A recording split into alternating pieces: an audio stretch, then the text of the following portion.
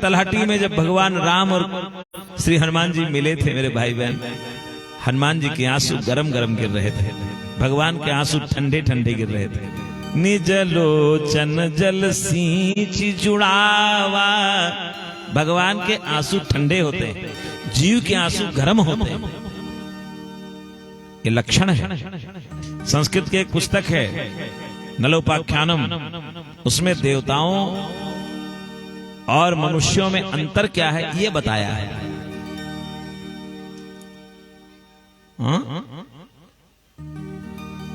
बिरह तो हनुमान जानते हैं। हनुमान जी चले हैं, अंगूठी और 2 संदेश लेकर श्री हनुमान जी चले। खोजते खोजते समुद्र के तट पर पहुंचे हैं मेरे भाई बहन। समुद्र लहरा रहा है, बहुत पानी है समुद्र में, लेकिन मालूम थोड़ा कम रखना, लेकिन समुद्र हमारे भगवान के दूतों को पानी पिला नहीं सकता। इसका क्या अर्थ है? अर्थ यह है दुनिया में संपत्ति बहुत है, बड़े बड़े मकान वाले, बड़े बड़े दुकान वाले, बड़ी संपत्ति वाले लोग मिलेंगे, लेकिन वो भगवान के दूतों को जल नहीं पिला पाते हैं। राम कथा कराने को कहो तो बड़े बड़े अट्टालिकाओं वाले मुंह नीचे कर लेते हैं। बंदर समुद्र के किनारे प्यासे हो गए, प्यास लगी, समुद्र के किनारे प्यास। यही है मेरे भाई बहन, सूत्र है इसका, हम आपको बता दें शास्त्रीय विधान। शास्त्र कहता है कि नैष्ठिक ब्रह्मचारी को जो संत वेश धारण कर ले, वो जब भिक्षाटन करने जाए गांव में तो 4 घर गांव में भिक्षाटन करे, 3 घर गांव में और 4 घर शहर में। इससे ज्यादा न मांगे। 3 घर गांव में, 4 घर शहर में। जानते हैं हमारे संत कि शहर वाले देंगे नहीं जल्दी, गांव वाले जो भी होगा दौड़ पड़ेंगे। क्या अपराध था? आप देखिए पूरे रामचरितमानस में रावण का अपराध दिखाई नहीं देगा। एक अपराध देखिएगा, सबसे बड़ा अपराध। जंगल में जब सीता जी थी, सीता जी के पास कुछ था तो नहीं कि था? नहीं था। सीता जी इतनी निराशक्त तो थी माताएं। जब माता ने विदा किया, सुनैना जी ने विदा किया, तो उनके आंचल में चावल भर दिया था। माताएं भरती हैं चावल, इधर भी होता नहीं। उनके कोछे में चावल भरा गया था, आंचल में चावल भर दिया। माता सीता लुटाती हुई आ गई, सब लुटा दिया। आज भी बिहार में 12 मास चावल होता है, सीता जी की कृपा है, आशीर्वाद है। और आ रही थी तो अयोध्या के निकट जब पहुंची तो भगवान श्री राघवेंद्र सरकार अपने घोड़े से उतरे और किसी रास्ते पर चल पड़े, तो भगवान के पांव में खूंटी लग गई, चने की। चना होता अपने यहाँ ना, चने में नीचे कटे हुए चने में छोटी सी वो होती खूंटी, क्या कहते हैं, चने की जड़। वो भगवान के चरण में लग गई, थोड़ा सा खून निकल गया। माता सीता ने कह दिया, जाओ, इस पूरे क्षेत्र में चने नहीं होंगे। आज भी आप आइए, बस्ती का वो क्षेत्र पूरा चना नहीं होता, वहां पूरे क्षेत्र में चना नहीं होता है। ये सब दृश्य आज भी भगवान के पद चिन्ह हम लोग देखते हैं।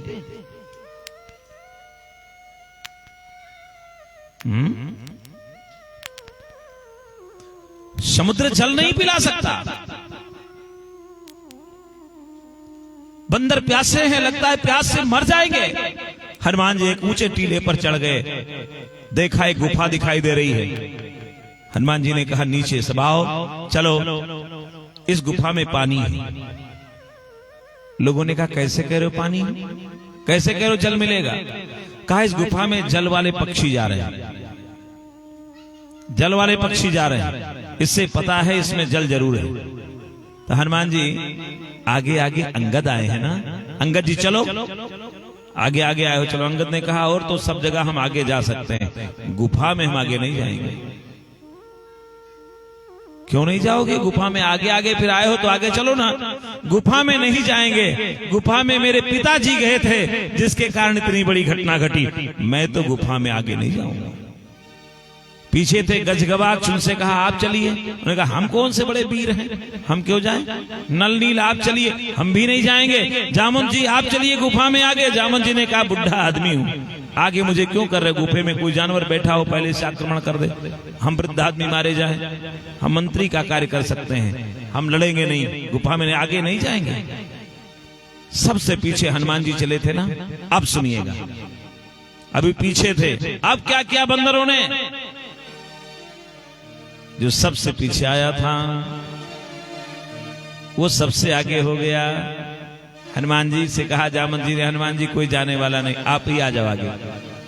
हनुमान जी आगे आ गए, आगे करी हनुमंत लीना, आगे है हनुमंत लीना, आगे गए हनुमंत लीना, आगे गए हनुमंत लीना, आगे गए हनुमंत लीना, बैठे बीवर विलंबन कीना, बैठे बीवर विलंबन कीना, बैठे बीवर।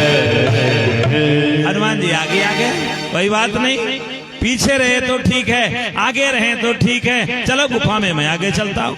हनुमान जी गए तो वहां स्वयं प्रभा माता बैठी थी, बंदरों को जल पिलाया, फल खिलाया और कहा कहाँ आए हो?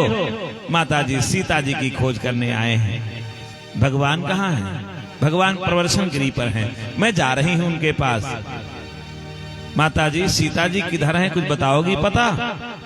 स्वयं प्रभा ने कहा आंख खोल कर खोज रहे हो, आंख बंद करके? बंदरों ने कहा माता जी 1 महीना हो गया, आंख खोल के खोज रहा हूं, रात दिन जगते हुए खोज रहा हूं, आंख बंद नहीं किया है, रात भर खोजता हूं, दिन भर खोजता हूं। सीता मां को स्वयं प्रभा मां ने कहा तब सीता नहीं मिलेगी, आंख खोल कर खोजोगे तो सीता नहीं मिलेगी। क्या बात है, तब क्या आंख बंद करके खोजे? आंख बंद करो, मूंदहु नयन विवरत जिजाहो, मूंदहु नयन विवरत जिजाहो, विपुल मुद्रायान विवरत जिजाहो, मूंदहु नयन विवरत जिजाहो, पैहु सीतल जनि पछताहो, पैहु सीतल जनि पछताहो, पैहु सीतल। आंख बंद करके जाओ, गुफा छोड़ो, गुफा से बाहर निकलो आंख बंद करके। अच्छा बताओ उल्टा है कि नहीं? आंख बंद करके गुफा से निकल मिलेगा? तो सीता जी आंख बंद करने पर मिलेंगी। गोस्वामी जी भी कबीरदास जी वाली भाषा बोल गए, उल्टवासी, यही तो है भाई, कबीर जी उल्टवासी बोलते हैं। कबीरदास जी से लोगों ने कहा बाबा कुछ उल्टवासी सुना दो, उल्टा सुना दो। बाबा कबीर ने कहा बुढ़ा हो गया हूं, उल्टवासी न सुनो। कहने बाबा कुछ सुना दो। तो कबीरदास जी ने कहा चलना है बड़ी दूर, जरा बैठ के चलो, चलना है बड़ी दूर, जरा बैठ के चलो। सुना दूं कैसे बैठने के लिए कहा है? सुनना चाहते हो तो बताओ एक बार। मैं तो श्रोताओं को ओर से कथा करता हूं, मैं कथा उथा नहीं जानता कुछ, पहला व्यक्ति हूं जो कुछ नहीं जानता हूं। ये तो पाठक की बड़ाई करके चले जाते हैं।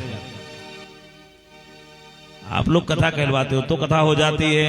कबीर बाबा की उल्टवासी देखो, कबीर जीवन भर उल्टा बोले, बहुत उल्टा लिखा।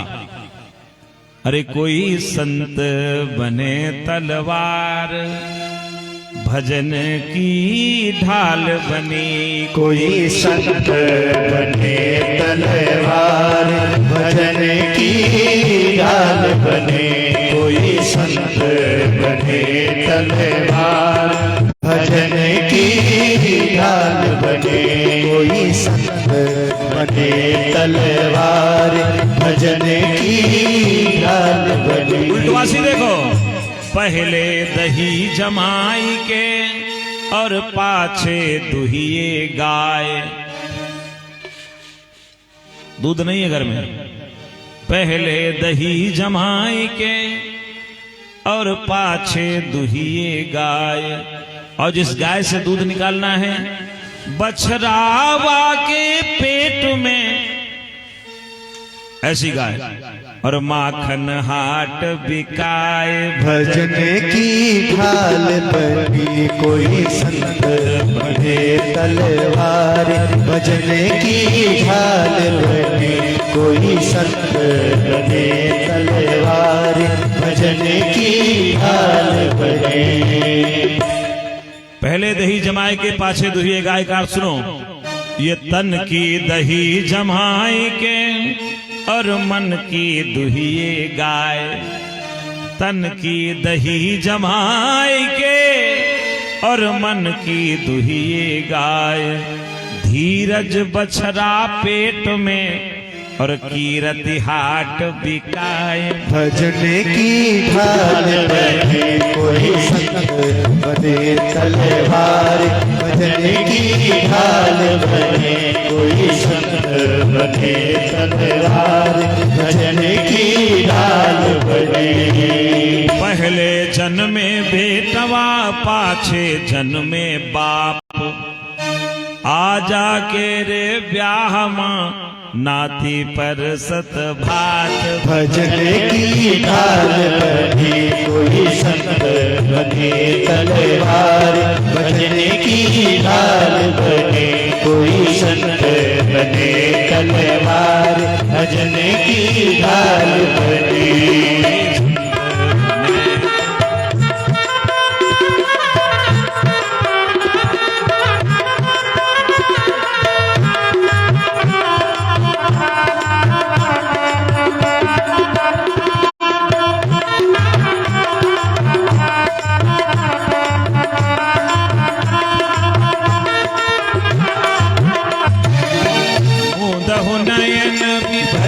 जी जाहूं दहु नयन भरत जी जाहूं, बहनों सीते जनि पछताहूं, बहनों सीते जनि पछताहूं।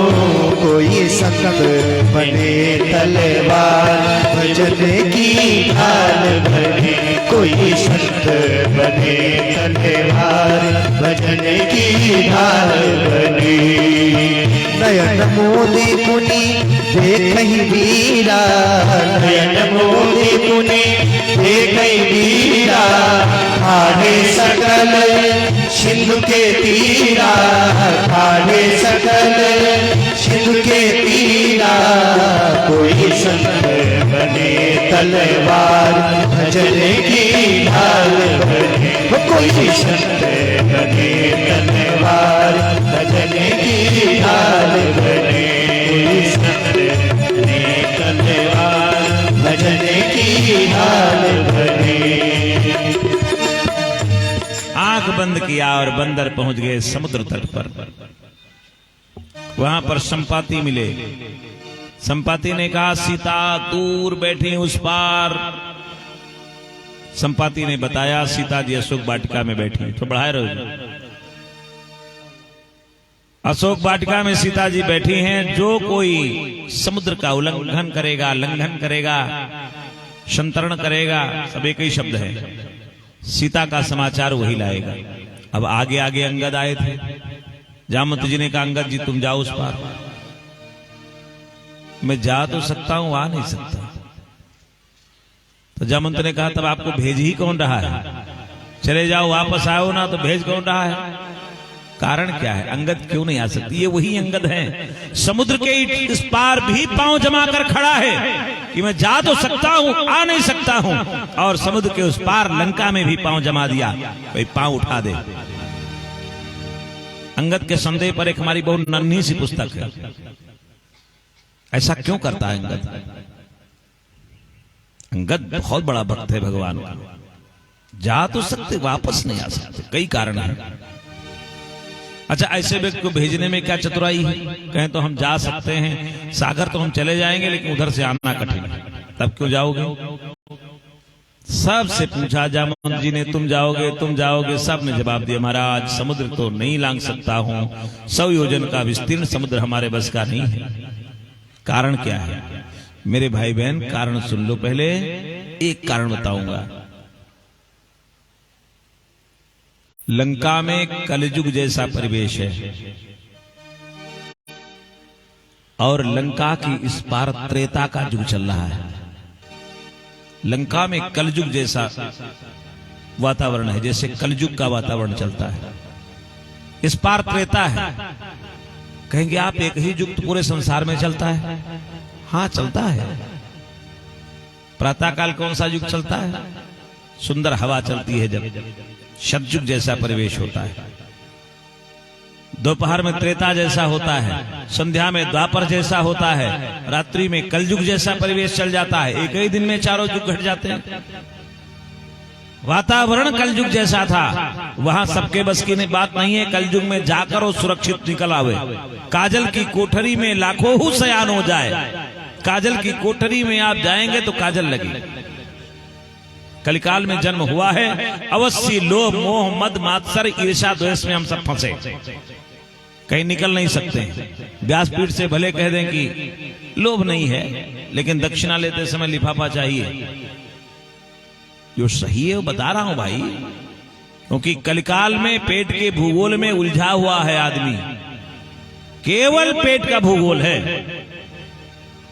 लंका में पेट का भूगोल चल रहा है। कलयुग जैसा परिवेश है, यहां त्रेता जैसा है। त्रेता और कलयुग में अंतर क्या है?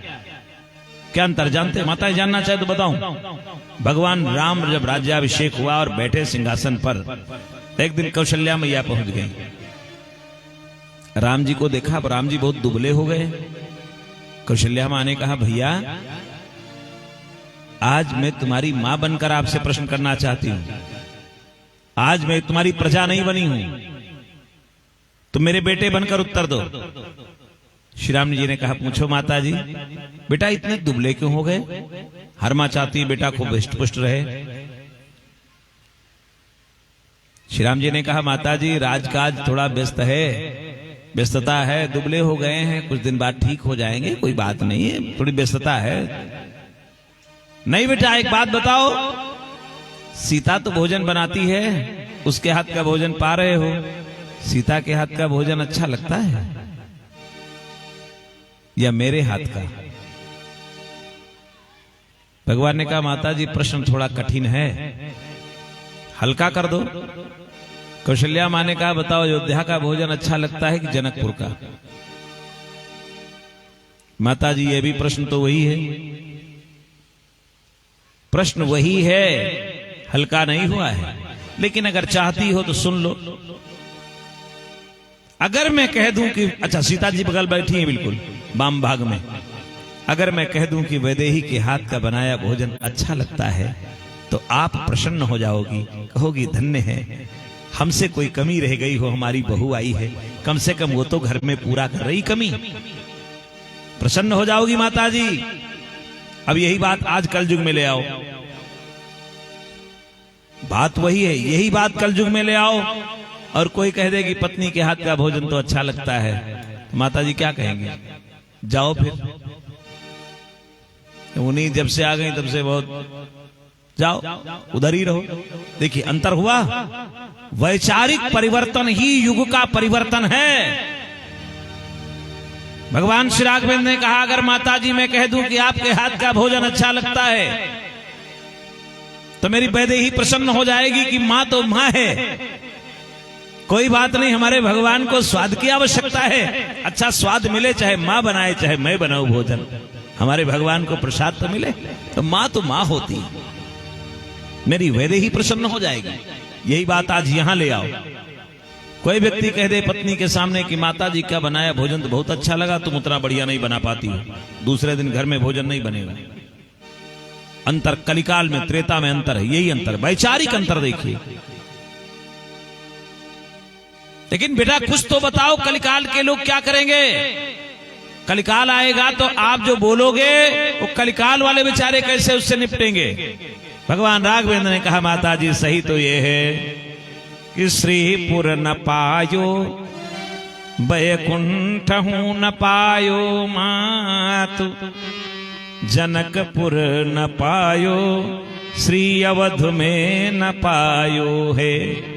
ना जनकपुर का भोजन अच्छा लगा, ना बैकुंठ का भोजन अच्छा लगा, ना लक्ष्मी जी के घर का भोजन अच्छा लगा, ना अयोध्या का भोजन अच्छा लगा, तब कहां का अच्छा लगा।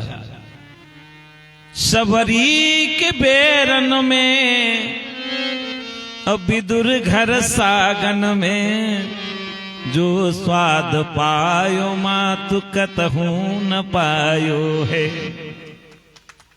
क्यों? क्योंकि अवधपुरी श्री जनकपुरी में और भोजन भा अधिकार, लेकिन यक शबरी यक विदुर घर मन माना 2 बार। मन तो 2 ही बार भरा है। ये कलिकाल वाले बोले प्रेम से भोजन मिले तो मन भर जाए, और रोटी फेंक के मारी जाए, कितना भी अच्छी रोटी बनी हो अच्छी लगेगी? ससम्मान ही आज कलिकाल में भी अच्छा लगता है। लंका में कलयुग का प्रवेश है। कलयुग के प्रवेश में केवल निष्प्रिय संत, एक शब्द है संस्कृत का निष्प्रिय। निष्प्रिय माने होता है इच्छा, निष्प्रिय माने जिसकी कोई इच्छा ना हो। कोई निष्प्रिय व्यक्ति जाए वही सीता का समाचार ला सकता है। कलयुग में के प्रवेश में हनुमान जी को जब से स्वयं प्रभा माता ने कहा था आंख बंद करके खोजो सीता को, हनुमान जी उत्तर दिशा की ओर मुंह किए बैठे, आंख बंद किए, राम राम राम राम कह रहे। जामवंत जी जगाने गए, हनुमान जी जगो, समुद्र लांघने वाला इसमें कोई नहीं है। कई बात बताया, कई बार कहा हनुमान जी जगो। पवन तने बल पवन समाना, काच पसाधि रहा बलवाना। हनुमान जी नहीं जगे, उनके बल का गौरव बढ़ाया, याद स्मरण कराया, आप इतने बलवान हैं, नहीं जगे। अंतिम में कह दिया राम काज लगतो अवतारा, राम काज लगतो अवतारा, राम काज लगता अवतारा, राम काज लगता अवतारा, सुनत ही भयो परवताकारा, सुनत ही भयो परवताकारा, जनक बरन तन तेज विराजा, कनक बरन तन तेज विराजा, मान हुआ पर गिरन कर राजा, मान हुआ पर गिरन कर राजा। देखो सूत्र में राम कथा बोल दे, राम कथा को सूत्र में भी बोलना चाहिए। रावण ने भगवान राम पर 2 बाण चलाया घर बैठे बैठे। पहला बाण चलाया कामिनी का, कामिनी माने स्त्री का। बड़े बड़े योगी योगेश्वर फंस जाते हैं इसमें। स्त्री का बाण चलाया शूर्पणखा आई, भगवान पर कोई असर नहीं हुआ। शूर्पणखा का प्रसंग आप सब सुने होंगे। शूर्पणखा के प्रसंग की 2-3 बातें बड़ी अच्छी हैं। शूर्पणखा कहती है विवाह तो मैं बिचरवा कर लाई हूं, हमारा आपका बन रहा है। किसने बिचारा? ब्रह्मा ने बिचारा। अच्छा, तुम सम पुरुष नमो सम नारी, यह संजोग विधि रचा ब्रह्मा ने रच के दिया है। बिचारा ब्रह्मा ने है, बन रहा है। अच्छा, तब तक बोल गई कि मन माना कछ तुम्हें निहारी, आपको देखकर थोड़ा थोड़ा मन मान रहा है। तो भगवान ने कहा हमको देखकर थोड़ा मन मानना है, कोई हमसे सुंदर मिल जाएगा तब वहां मन मना लेगी। आज यहां मन मानना है, कल वहां मन मानेगा, इसका क्या भरोसा है। तो कहा सुंदर लक्ष्मण है, उधर मन मनाओ। उधर मन मनाने गई, मन मनाने का एक अर्थ और होता है ना। उधर भी जब मन मनाई, सूत्र में कथा बोल रहा हूं, लक्ष्मण ने सुंदरी तो कह दिया लेकिन देखा तक नहीं। ये बाण रावण का है। कहा मुझे देख नहीं रहे हो, सुंदरी कह रहे हो। लक्ष्मण ने कहा देख लूंगा तो तू सुंदर नहीं रहेगी, क्योंकि लक्ष्मण वैराग्य है। वैराग्य जब वासना को देखता है तो न वैराग्य सुंदर रह जाता है न वासना सुंदर रह जाती है, दोनों अधूरे हो जाते हैं। दोनों, वैराग्य भी समाप्त हो जाता, वासना भी अधूरी हो जाती। और वही हुआ। राम जी को देखकर जिसका मन न माने वो सुपणखा है ना। भगवान को देखने के बाद भी मन न माने। कितने सुंदर हैं, बताओ कितने सुंदर हैं। है किरीट शीश पे, गले में उनके माला है, जड़ाऊ कान में सोने का उनका बाला है। कितने सुंदर हमारे भगवान। कहूं किस जुबान से ये प्रभु मेरो काला है, अगर वह काला है तो संसार से निराला है। बहुत सुंदर है हमारे ठाकुर। श्री हनुमान जी महाराज को जामवंत जी ने जगाया। पहला बाण रावण ने चलाया सुपनखा के रूप में, स्त्री के रूप में। संभाल नहीं पाए रावण का वो बाण, संभला नहीं, बाण टूट गया, बाण कट गया, नष्ट हो गया। भगवान ने कहा स्त्री को पहले भेजा है मेरे पास, तो तुम्हारी सुपनखा तो नहीं संभली। जरा अयोध्या की एक छत्राणी का दर्शन करो। स्वयं आया और सीता को ले गया, अपना काल स्वयं लेकर गया। स्त्री पहला बाण चलाया तो भगवान ने स्त्री को ही लंका पहले भेज दिया। संभाल पाया। सीता सीत निशा सम आई, मंदोदरी कहती है रात्रि की शीत जैसे भगवान ने भी बाण चला दिया। लो संभालो, तुम्हारी सुपनखा तो मैंने संभाल लिया, सीता को रोको। नष्ट कर गई सीता, महाकाली बनकर पहुंची माता सीता। सीता के कई रूप हैं। सीता लक्ष्मी है, योगियों की भाषा में सीता तुर्यावस्था है, श्री हनुमान जी की भाषा में सीता माता जी हैं, लक्ष्मण जी की भाषा में सीता मां है। रावण के लिए सीता जी महाकाली स्वरूप हैं। पूरा संहार कर दिया। और सीता माता बाण के रूप में गई। दूसरा अस्त्र चलाया रावण ने, सोने का मृग भेजा भगवान के सामने। ना भगवान उस मृग में फंसे, न सीता जी फंसी। उस मृग रूपी बाण में दोनों बच गए। राम जी भी बच गए हैं, सीता जी भी बच गई। तो कहा तो कैसे हरण हो गया। गोस्वामी जी का आनंद लीजिए। गोस्वामी जी कहते हैं सीता का हरण कौन कहता है? नहीं, सीता को भगवान ने पवित्रता में बैठा दिया। पावक माने होता है पवित्रता, पावक माने आग नहीं होता है। इसमें पौ हो, पावने धातु से संस्कृत में पावक बना है। संस्कृत की वो धातु है पाप पावने धातु, पवित्रता। वैदेही तुम अपनी पवित्रता में रहो, मैं नरलीला करने जा रहा हूं। मुझे लोग दोषी ठहराएं, लेकिन मेरी वैदेही को कोई दोषी ना कहे। पवित्रता में रहो। और पूरे सुंदरकांड के प्रसंग में जहां पावक शब्द आया है, पूंछ में लगी आग नहीं लगी, पावक लगा। पावक जरत तेल बोरी पट बांध पुनि पावक देहु लगाए। पूरे प्रसंग में पावक शब्द है, आग नहीं है, अनल नहीं है, पावक। अब प्रभु पद धर ही अनल समानी, वहां अनल आया है, उसका अर्थ अलग है। भगवान ने कहा वैदेही, देखो गोस्वामी जी कह रहे हैं सीता जी बैठी थी मृग आ गया? नहीं, वैदेही बैठी थी। वैदेही माने जो देह में ना हो, अपने देह की चिंता भी भूली बैठी। आनहु चर्म कहती वैदेही। सीता कहा? सीता नहीं। एक एक शब्द का अर्थ है मानस में मेरे भाई भाई। देह से जो ऊपर उठ गया, गांव में हमारे अवधि में कहते हैं देह में नहीं हो क्या, विदेह हो। देह से ऊपर उठी है वैदेही, देह में स्थित नहीं है। ऐसी माता वैदेही।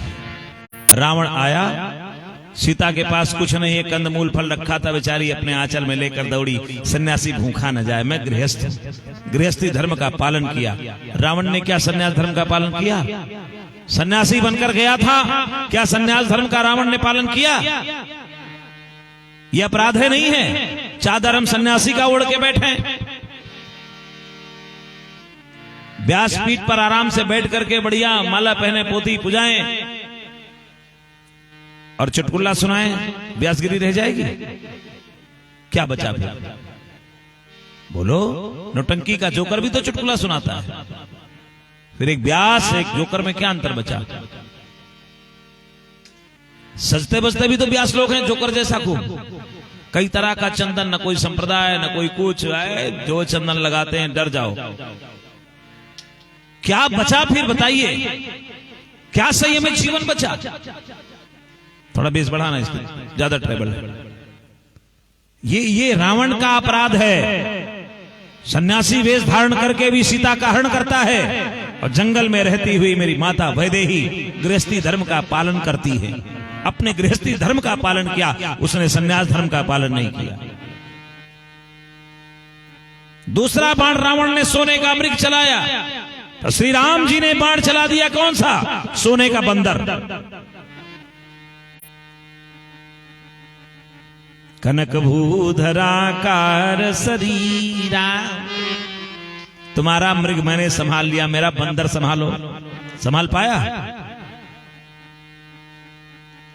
ये सूत्र की कथा है, मानस के सूत्र में बोलो। हनुमान जी तैयार हो गए। जामवंत जी से पूछा, मैं क्या करूं? लंका इसी पार उठा लाऊं, यही लड़ाई हो जाए, या कहिए लंका को समुद्र में डुबो दूं, सीता माता को निकाल लाऊं, या कहिए अकेले रावण को मार डालूं? क्या करूं?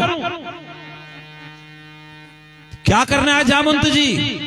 जामवंत जी ने बड़े धीरे से कहा, अतना करहु तात तुम जाई, अतना करहु तात तुम जाई, अतना करहु तात तुम जाई, अतना करहु तात तुम जाई, सीधई देवी गाओ सुधियाई, सीधई देवी गाओ सुधियाई।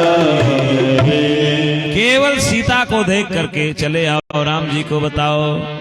तब निज भुज भले राजीव नैना, तब निज भुज भले, आप सबको याद है जो भाई? राजीव नैना, तब निज भुज बल राजीव नैना, तब निज भुज बल राजीव नैना, कौतुक लागी संग कपि सेना, कौतुक लागी संग कपि सेना।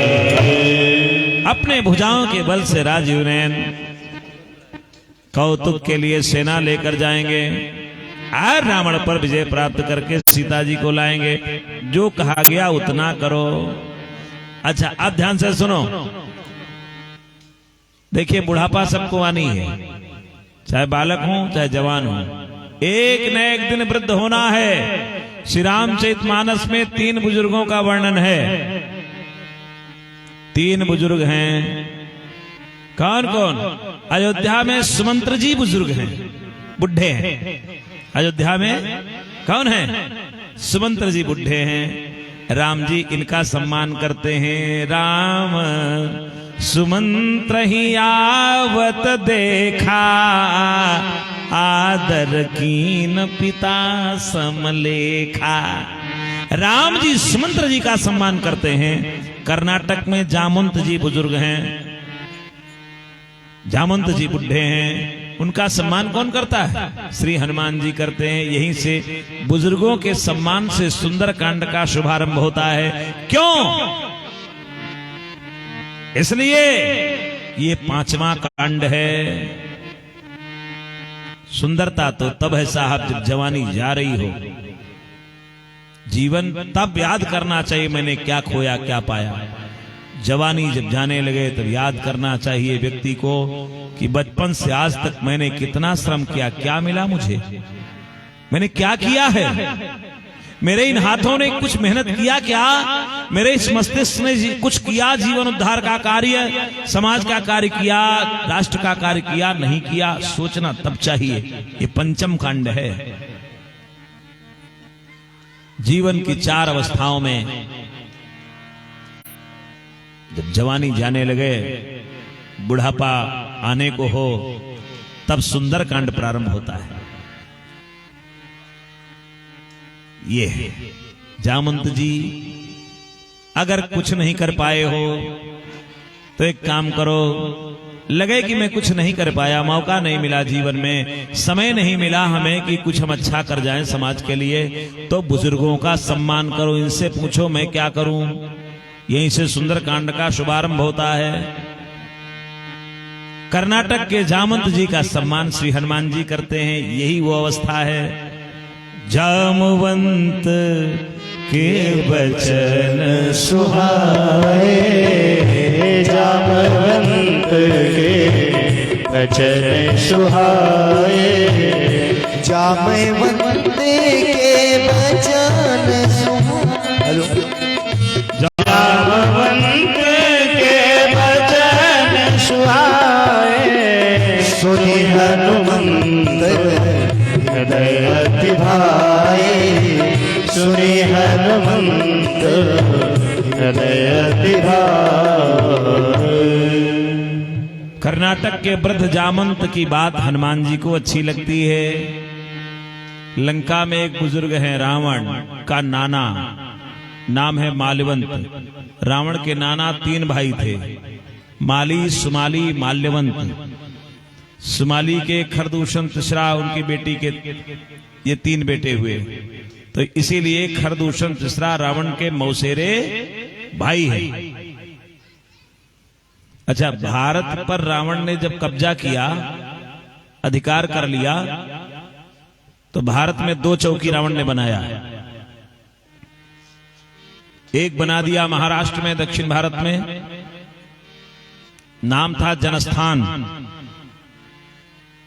वहां का राजा बनाया अपने मौसेरे भाई खरदूषण तिसरा को। एक चौकी बनाया उत्तर प्रदेश में, अब वो कट के बिहार में हो गया है। उत्तर प्रदेश के गाजीपुर जनपद में, अब तो बक्सर में चला गया। एक चौकी बनाई, वहां पर श्रीमती ताड़का देवी को महारानी बना दिया, मारीच सुबाहु की माता जी को।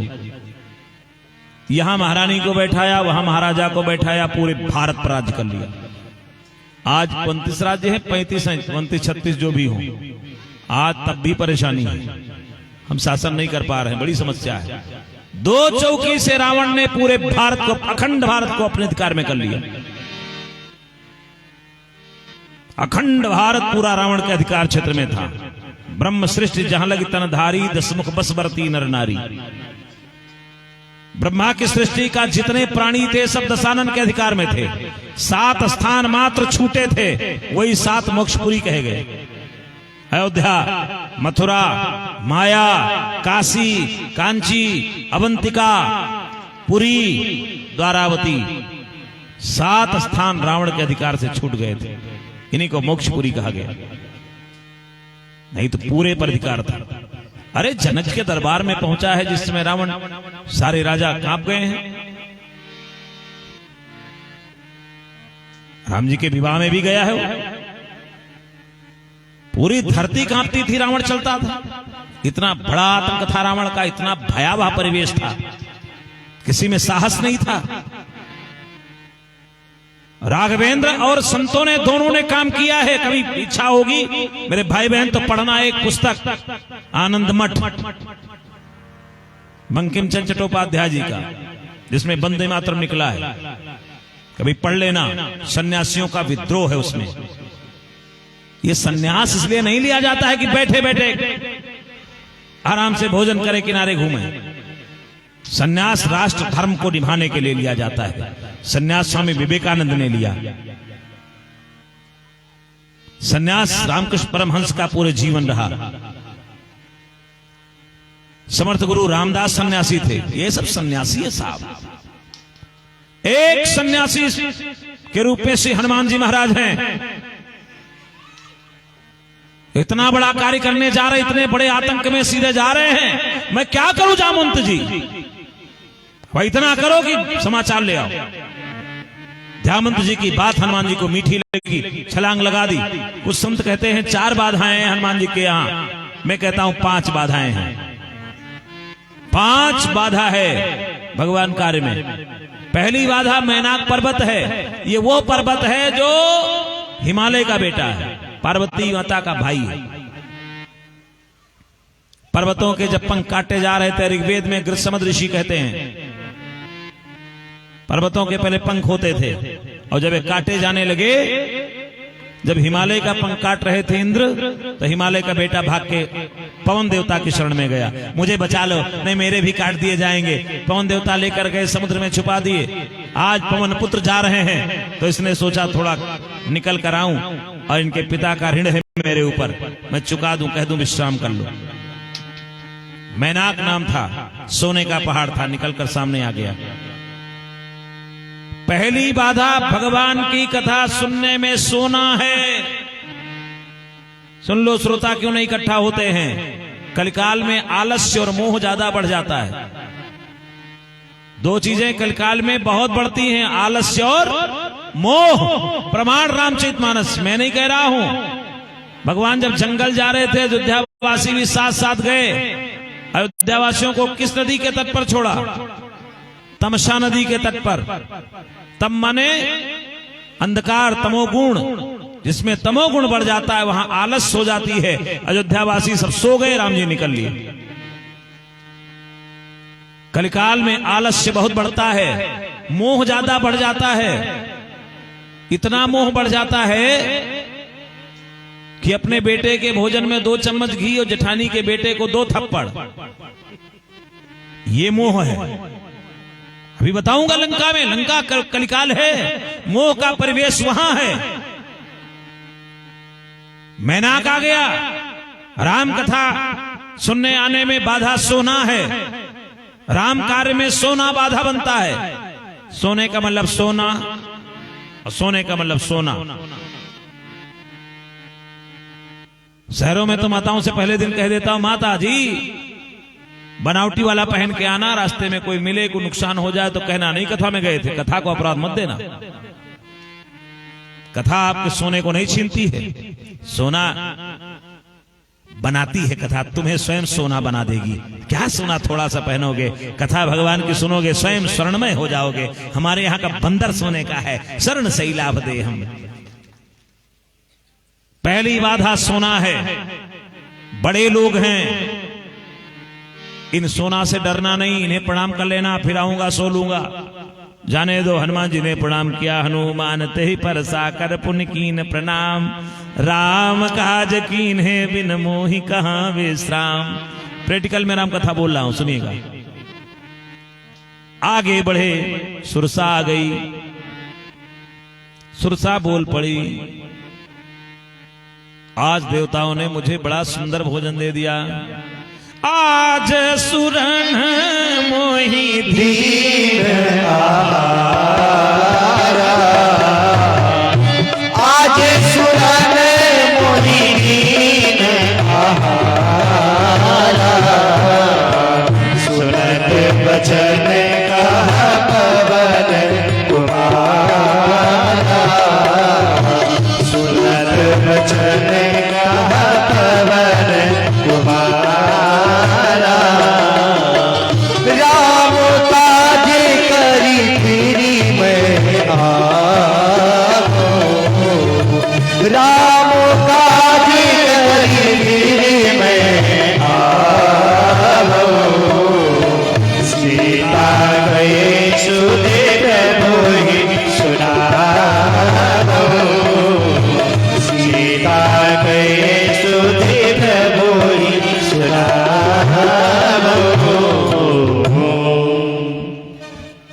सुसरी बाधा है। सुरसा, सुरसा क्या है? सुरसा भूख है। भूख 3 प्रकार की होती है। सुनो, भूख कितनी है? सुतबित लोक ईसना तीनी। पुत्र की भूख होती है, हमारे घर में पुत्र पैदा हो जाए। वित्त माने धन की भूख होती है। और लोकेषणा होती है। लोकेषणा माने संसार हमें जाने कि मैंने बड़ा कार्य किया है। 3 चीज की भूख होती है। सुरसा भूख है, भूख आ जाती है। कबीरदास जी बैठे थे काशी में, लोगों ने कहा बाबा मृत्यु बड़ी चीज है। कबीर बाबा ने कहा कितनी बार आती है? कहा आती तो एक बार है। कहा छोड़ के चली जाती है? नहीं, आती है तब छोड़ती, नहीं तब तो साथ ले जाती है। कहा तब कौन बड़ी चीज है? एक बार आएगी साथ लेकर चली जाएगी, कोई चिंता नहीं। हमारे यहां मृत्यु को माता कहा गया है। धन्य है मेरा शास्त्र भारतीय दर्शन।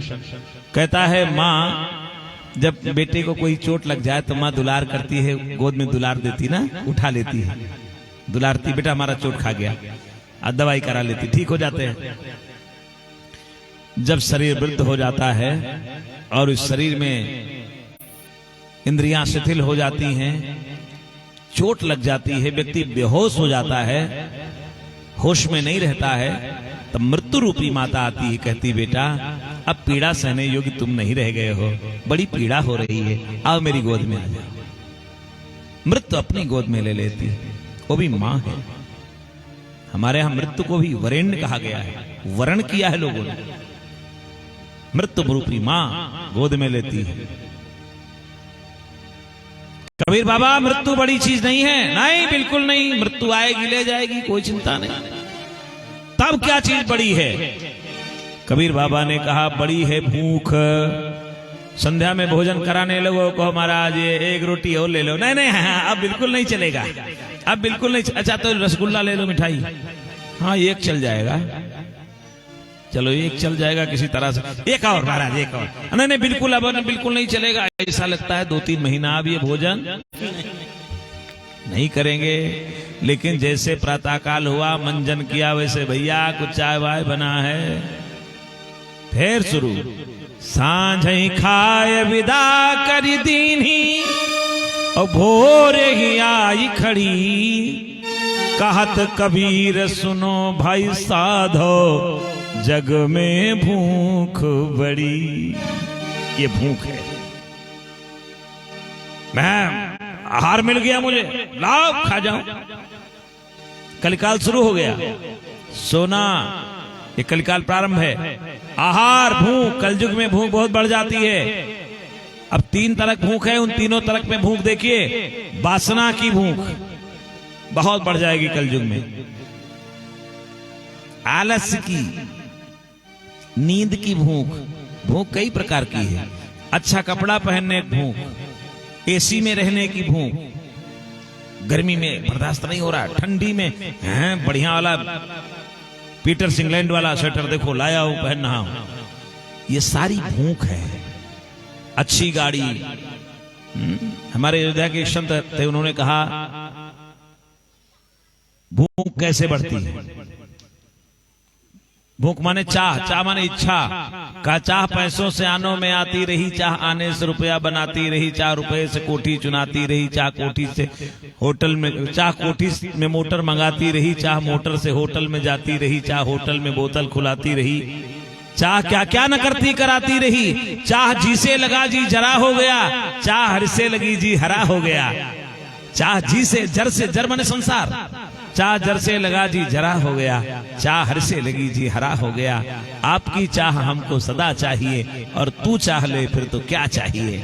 चाह तो ये ऐसा, ये कभी शांत होने वाली नहीं है, ये भूख है, ये भूख है,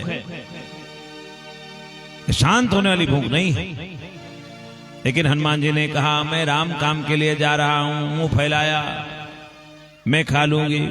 हनुमान जी दूना हो गए, पूरा मुंह फैला दिया, 100 योजन का मुंह कैली कर लिया, शवमाने मरने के समान हो गई, इतना बड़ा मुंह हो गया। हनुमान जी मुंह में गए और छोटा सा बनकर निकल आए। माँ आपने खा भी लिया, हम बच भी गए। अरे मुंह में जाने पर तो खाया जाता है। हम बच भी गए, आपने खा भी लिया। सामने हनुमान जी खड़े, सुरसा ने आशीर्वाद दिया, राम काज सब करी हहु, तुम बल बुद्धि निधान। क्यों कहा बल बुद्धि निधान? इसीलिए कहा क्योंकि वहां कलयुग है।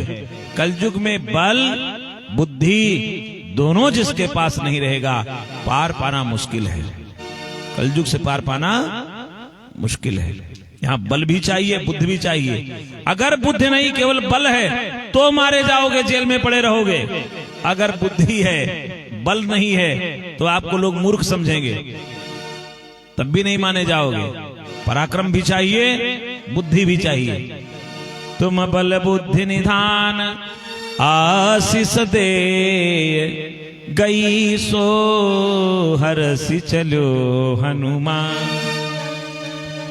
हनुमान जी ने आशीर्वाद लिया, सुरसा से आगे बढ़े। सिंहिका मिली। सिंहिका है ईर्ष्या। ये बीच समुद्र में खड़ी है, ना अगल वाले को खाती, ना बगल वाले को खाती, जो भी इसके ऊपर जाता उसी को खाती। ईर्ष्या अपने पड़ोसी को नहीं खाती है। पड़ोसी के घर में कार नहीं है तो बड़ी खुशी की बात है, उनके घर में गाड़ी आ गई, बस दुख शुरू। आज वही दुखी है जिसका पड़ोसी सुखी है। हमारे नहीं है तो उसकी चिंता नहीं है, इनके क्यों है इसकी बड़ी चिंता है। कलिकाल में यही होता है, ये ईर्ष्या है। हाँ? ईर्ष्या को मार देना चाहिए। हनुमान जी ने मार दिया, ज्यादा देर रोका नहीं। एक मुष्टिका मारी, ईर्ष्या मरी। चौथी बाधा आ गई, सोने का दुर्ग। इस पार भी सोना, उस पार भी सोना। संत सोने को हाथ नहीं लगाते, क्योंकि स्वयं सोने के होते हैं। संत जो भगवान के निकट होते स्वयं सोने के होते हैं। कनक भूधराकार शरीरा, वो सोना चाहते नहीं हैं। एक व्यक्ति तो कह रहा था, भगवान राम अगर मनुष्यों को लेकर लंका पर चढ़ाई करते तो लंका जीत ना पाते। ये राम जी की ओर से लड़ते ना, बल्कि 1-1 किलो 2-2 4-4 किलो सोना तोड़ने में लग जाते कि चलो तोड़ो अपने घर ले चलो, क्या लड़ाई करोगे। ये सब लंका में सोना बीनते, लड़बे न करते। ये तो कहिए बंदरों को सोने की जरूरत नहीं थी। हाँ? सही भी कभी कभी लगता है। ऐसे ऐसे लोभी प्रतिलोभी मरे जा रहे हैं।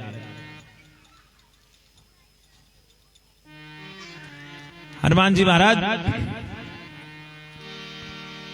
सोने को हाथ नहीं लगाते, लेकिन दुर्ग देख करके प्रसन्न हो गए।